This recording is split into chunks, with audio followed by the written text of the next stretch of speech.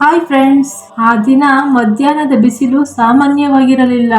ಆಕಾಶವೇ ಬೆಂಕಿಯಂತೆ ಹೊತ್ತಿ ಉರಿಯುತ್ತಿತ್ತು. ಉತ್ತರ ಭಾರತದ ಒಂದು ಚಿಕ್ಕ ಪಟ್ಟಣ. ಆ ಪಟ್ಟಣದ ಹೃದಯ ಭಾಗದಲ್ಲಿದ್ದ ದೊಡ್ಡ ಗಂಟೆ ಗೋಪುರ ಚೌಕ ಜನರಿಂದ ಗಿಜುಗೂಡುತ್ತಿತ್ತು. ಆದರೆ ಆ ಗದ್ದಲದ ಮಧ್ಯೆ ಯಾರೂ ಗಮನಿಸದ ಒಬ್ಬ ಮನುಷ್ಯ ಕುಳಿತಿದ್ದ. ಅವನ ಕೂದಲು ಜಟೆಯಾಗಿ ಬಿಟ್ಟಿತ್ತು. ಮುಖ ತುಂಬಾ ದಪ್ಪ, ಗಡ್ಡ, ಕಣ್ಣುಗಳಲ್ಲಿ ವಿಚಿತ್ರವಾದ ಕಾಲಿತನ, ದೇಹದ ಮೇಲೆ ಹರಿದು ಹೋದ ಬಟ್ಟೆಗಳು, ಕಾಲಿಗೆ ಚಪ್ಪಲಿ ಕೂಡ ಇರಲಿಲ್ಲ.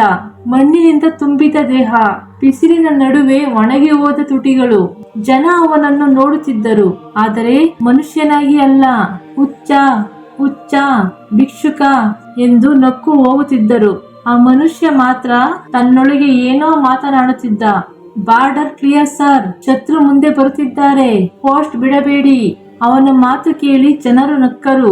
ಆ ಚೌಕದ ಮೂಲೆಯಲ್ಲಿ ಸೋಹನ್ಲಾಲ್ ಎಂಬ ಹಣ್ಣಿನ ಅಂಗಡಿ ಇತ್ತು. ಅವನು ಬಹಳ ಕೋಪಿಷ್ಟ. ಆ ಹುಚ್ಚ ಹತ್ತಿರ ಬಂದು ಕೊಳೆತ ಬಾಳೆಯನ್ನು ಎತ್ತಿಕೊಳ್ಳಲು ಕೈ ಚಾಚಿದ. ಅಷ್ಟರಲ್ಲಿ ಸೋಹನ್ಲಾಲ್ ಗರ್ಜಿಸಿದ, ಏಯ್ ಹುಚ್ಚ, ಇಲ್ಲಿಂದ ಹೋಗು, ನನ್ನ ಗ್ರಾಹಕರನ್ನು ಓಡಿಸುತ್ತೀಯಾ ಎಂದು ಅವನು ಕಡ್ಡಿ ಎತ್ತಿದ. ಆದರೆ ಆ ಹುಚ್ಚ ಹೆದರಲಿಲ್ಲ. ಅವನು ನಿಧಾನವಾಗಿ ನಿಂತ. ಆಮೇಲೆ ಸೈನಿಕರಂತೆ ಎದೆ ನೇರ ಮಾಡಿಕೊಂಡು ತನ್ನ ನುಣುಪಿಗೆ ಕೈ ತಂದು ಸೆಲ್ಯೂಟ್ ಮಾಡಿದ. ಜೈ ಹಿಂದ್ ಸರ್ ಎಂದು ಗಟ್ಟಿಯಾಗಿ ಕೂಗಿದ. ಅವನ ಧ್ವನಿ ಕೇಳಿ ಸುತ್ತಲಿನವರು ಜೋರಾಗಿ ನಕ್ಕರು. ಒಬ್ಬ ಹುಡುಗ ಹೇಳಿದ, ಇವನು ಪ್ರತಿದಿನ ಇದೇ ಡ್ರಾಮಾ ಮಾಡ್ತಾನೆ, ತಾನೇ ಸೈನಿಕ ಅಂತಾನೆ. ಮತ್ತೊಬ್ಬ ಹುಡುಗ ರಸ್ತೆಯಲ್ಲಿದ್ದ ಕಲ್ಲನ್ನು ಎತ್ತಿ ಅವನ ಕಡೆ ಎಸೆದ. ಕಲ್ಲು ನೇರವಾಗಿ ಅವನ ನೆತ್ತಿಗೆ ಬಡಿಯಿತು. ಆಗ ರಕ್ತ ಹರಿಯತೊಡಗಿತು.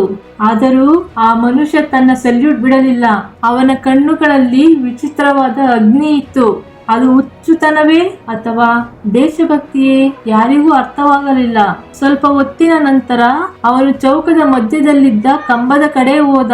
ಅಲ್ಲಿ ಹರಿದು ಹೋಗಿದ್ದ ಒಂದು ಚಿಕ್ಕ ತ್ರಿವರ್ಣ ಧ್ವಜ ಗಾಳಿಯಲ್ಲಿ ಅಲುಗಾಡುತ್ತಿತ್ತು. ಅದು ಕೆಳಗೆ ಬೀಳದಿದ್ದಂತೆ ಕಾಣುತ್ತಿತ್ತು. ಆಗ ಅವನ ಕಣ್ಣುಗಳು ಬೆಚ್ಚಿ ಬಿದ್ದವು. ಒಬ್ಬ ತಾಯಿ ಮಗುವನ್ನು ಉಳಿಸುವಂತೆ ಅವನು ಓಡಿ ಹೋಗಿ ಆ ಧ್ವಜವನ್ನು ಹಿಡಿದ. ತನ್ನ ಹರಿದ ಅಂಗಿಯಿಂದ ಅದನ್ನು ನಿಧಾನವಾಗಿ ಸ್ವಚ್ಛಗೊಳಿಸಿದ. ಆಮೇಲೆ ಅದನ್ನು ಮುತ್ತಿಟ್ಟು ತನ್ನ ಜೇಬಿನಲ್ಲಿ ಇಟ್ಟುಕೊಂಡ. ಜನರು ಅದನ್ನು ನೋಡಿ ಮತ್ತೆ ನಕ್ಕರು. ಈಗ ಧ್ವಜದ ಜೊತೆ ನಾಟ್ಯ ಮಾಡ್ತಾನೆ ನೋಡಿ. ಅಷ್ಟರಲ್ಲಿ ದೂರದಿಂದ ಭಾರಿ ಸೈರನ್ ಶಬ್ದ ಕೇಳಿಸಿತು. ಪೊಲೀಸರು ರಸ್ತೆಯನ್ನು ಖಾಲಿ ಮಾಡತೊಡಗಿದರು. ಎಲ್ಲರೂ ಹಿಂದೆ ಹೋಗಿ, ಆರ್ಮಿ ಕಾನ್ವಾಯ್ ಬರುತ್ತಿದೆ ಎಂದು ಕೂಗತೊಡಗಿದರು. ಇನ್ಸ್ಪೆಕ್ಟರ್ ರಾಥೋಡ್ ಕೋಪದಿಂದ ಆ ಪಿಚ್ಚೋಡಿನ ಕಡೆ ಬಂದ. ಏಯ್, ಸಾಹೇಬರು ಬರುತ್ತಿದ್ದಾರೆ, ನಿನ್ನ ದುರ್ವಾಸನೆ ಬರಬಾರದು, ಹೋಗು ಎಂದು ಅವನನ್ನು ತಳ್ಳಿಬಿಟ್ಟ. ಆ ಮನುಷ್ಯ ತಡಬಡಿದ, ಆದರೂ ಮತ್ತೆ ಸೆಲ್ಯೂಟ್ ಮಾಡಿದ. ಮಿಷನ್ ಸಂಪೂರ್ಣ ಸರ್ ಎಂದು ನಿಧಾನವಾಗಿ ಹೇಳಿದ. ಪೊಲೀಸರು ಅವನನ್ನು ಜನರ ಹಿಂದೆ ತಳ್ಳಿದರು. ಅಷ್ಟರಲ್ಲಿ ದೂರದಲ್ಲಿ ಆರ್ಮಿ ಕಾನ್ವಾಯ್ ಕಾಣಿಸಿತು. ಮುಂದೆ ಮಿಲಿಟರಿ ಬೈಕ್ಗಳು, ಹಿಂದೆ ಜೀಪ್ಗಳು, ಮಧ್ಯದಲ್ಲಿ ಕಪ್ಪು ಬಣ್ಣದ ದೊಡ್ಡ ಕಾರು. ಅದು ಲೆಫ್ಟಿನೆಂಟ್ ಜನರಲ್ ವಿಕ್ರಮ್ ಸಿಂಗ್ ಅವರ ಕಾರು. ಅವರು ಭಾರತದ ಅತ್ಯಂತ ಗೌರವಾನ್ವಿತ ಸೇವಾ ಅಧಿಕಾರಿಗಳಲ್ಲಿ ಒಬ್ಬರು. ಅವರ ಹೆಸರೇ ಶತ್ರುಗಳಿಗೆ ಭಯ. ಕಾರು ನಿಧಾನವಾಗಿ ಚೌಕ ದಾಟುತ್ತಿತ್ತು. ಅಷ್ಟರಲ್ಲಿ ಆ ಹುಚ್ಚ ಆ ಕಾರಿನ ಮೇಲೆ ಇದ್ದ ತ್ರಿವರ್ಣ ಧ್ವಜ ನೋಡಿದ.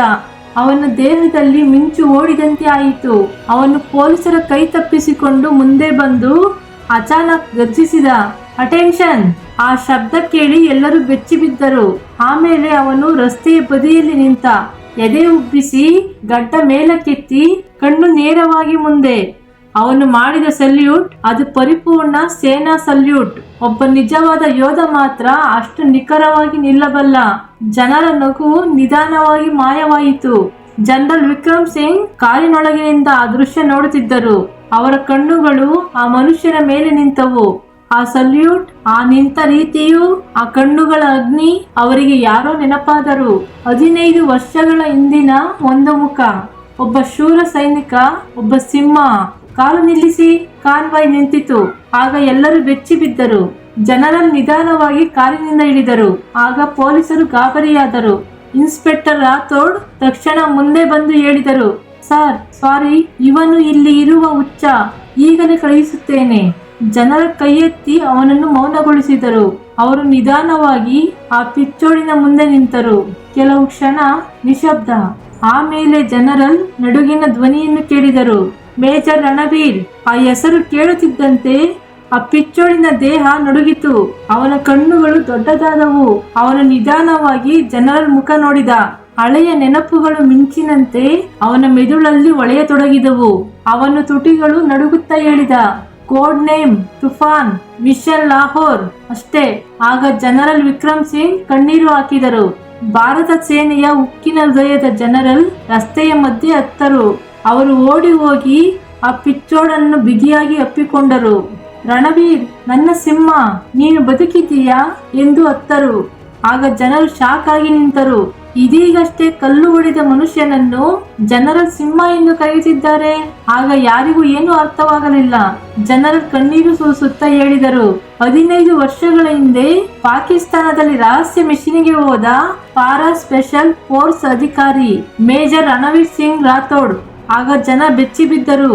ಜನರಲ್ ಮುಂದುವರಿಸುತ್ತಾ, ಕಾರ್ಗಿಲ್ ಯುದ್ಧದಲ್ಲಿ ಒಬ್ಬನೇ 10 ಶತ್ರುಗಳನ್ನು ಒಡೆದು ಉರುಳಿಸಿದ ವೀರ, ದೇಶಕ್ಕಾಗಿ ತನ್ನ ಜೀವನವನ್ನು ಮುಡಿಪಾಗಿಟ್ಟ ಯೋಧ. ಎಲ್ಲರ ಕಣ್ಣುಗಳು ಆ ಪಿಚ್ಚೋಡಿನ ಮೇಲೆ ನಿಂತವು. ಅವನು ನಿಧಾನವಾಗಿ ಮಾತನಾಡತೊಡಗಿದ. ಸರ್, ಅವರು ತುಂಬಾ ಹೊಡೆದರು, ತುಂಬಾ ಹಿಂಸೆ ಕೊಟ್ಟರು. ಆದರೆ ನಾನು ನನ್ನ ದೇಶದ ರಹಸ್ಯ ಹೇಳಲಿಲ್ಲ ಸರ್. ಆಗ ಅವನ ಧ್ವನಿ ಮುರಿಯಿತು. ನಾನು ಪಾಸ್ ಆಗಿದ್ದೇನೆ ಸರ್. ಅದನ್ನು ಕೇಳಿ ಅಲ್ಲಿ ನಿಂತಿದ್ದ ಪ್ರತಿಯೊಬ್ಬರ ಕಣ್ಣು ಸಹ ನೀರಾಯಿತು. ಜನರ ಕಡೆ ತಿರುಗಿ ಗರ್ಜಿಸಿದರು, ನಿಮಗೆ ಗೊತ್ತಾ, ನೀವು ಹುಚ್ಚ ಎಂದು ನಗಿದ ಮನುಷ್ಯ ಈ ದೇಶದ ವೀರಪುತ್ರ. ಅವರು ಕೋಪದಿಂದ ಹೇಳಿದರು, ನೀವು ಉಸಿರಾಡುತ್ತಿರುವ ಸ್ವಾತಂತ್ರ್ಯಕ್ಕಾಗಿ ಇವನು ತನ್ನ ಯೌವನ ಕಳೆದುಕೊಂಡ, ತನ್ನ ಕುಟುಂಬ ಕಳೆದುಕೊಂಡ, ತನ್ನ ಮನಸ್ಸು ಕಳೆದುಕೊಂಡ.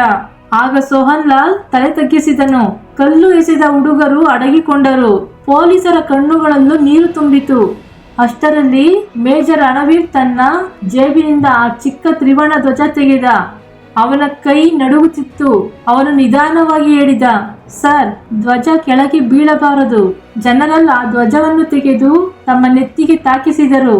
ಆಮೇಲೆ ಭಾರತದ ದೊಡ್ಡ ಸೇನಾ ಅಧಿಕಾರಿ ರಸ್ತೆಯ ಮಧ್ಯೆ ಒಬ್ಬ ಹರಿದ ಬಟ್ಟೆಯ ಮನುಷ್ಯನಿಗೆ ಸೆಲ್ಯೂಟ್ ಮಾಡಿದರು. ಆ ಸೆಲ್ಯೂಟ್ ಕೇವಲ ಸೈನಿಕನಿಗೆ ಅಲ್ಲ, ದೇಶಕ್ಕಾಗಿ ನಾಶವಾದ ಆತ್ಮಕ್ಕೆ. ಆ ದೃಶ್ಯ ನೋಡಿ ಸಾವಿರಾರು ಜನ ಭಾರತ ಮಾತಾ ಕಿ ಜೈ ಎಂದು ಕೂಗಿದರು. ಚಪ್ಪಾಳೆಗಳ ಶಬ್ದ ಆಕಾಶ ಮುಟ್ಟಿತು. ಜನರಲ್ ಸ್ವತಃ ರಣವೀರ್ ಅವರ ಹರಿದ ಅಂಗಿ ಸರಿಪಡಿಸಿದರು. ತಮ್ಮ ಜೇಬಿನ ಕಂಬಿ ತೆಗೆದು ಅವನ ಕೂದಲು ಸರಿ ಮಾಡಿದರು. ಆಮೇಲೆ ತಮ್ಮ ಕಾರಿನಲ್ಲಿ ಕುಳ್ಳಿರಿಸಿದರು. ಜನರ ಕುಳಿತುಕೊಳ್ಳುವ ಸೀಟಿನಲ್ಲಿ ಒಬ್ಬ ಹುಚ್ಚ ಕುಳಿತ.